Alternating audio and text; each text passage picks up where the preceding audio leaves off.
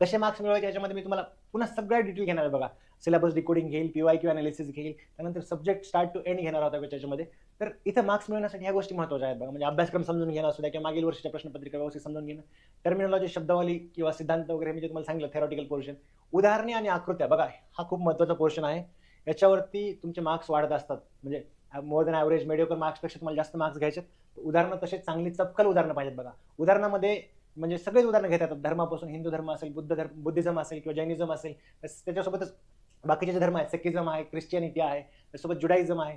तर त्याच्या व्यतिरिक्त काही तत्वज्ञान होते म्हणजे हिंदू फिलॉसॉफीमध्ये समक्या स्कूल होतं, मीमांसा स्कूल होतं, न्याया स्कूल होतं. त्यासोबतच हे सगळे जे स्कूल आहेत ना, योगा स्कूल आहेत, या सगळ्या गोष्टी आपल्याला शिकायच्यात. म्हणजे हे वापरायचेत आपले उदाहरणं.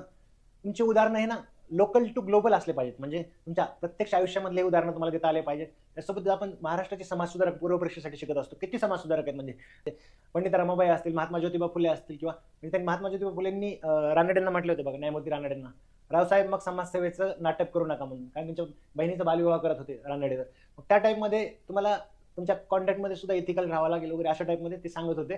तर तसे उदाहरणं सुद्धा घ्यायचे. म्हणजे खूप सारे उदाहरणं देता येतील. म्हणजे रखमाबाई राऊत पासून त्यांचं फॉर्टिट्यूड असेल, रेझिलियन्स असेल, खूप उदाहरणं आहेत. आपण सगळे उदाहरणं मांडणार आहोत.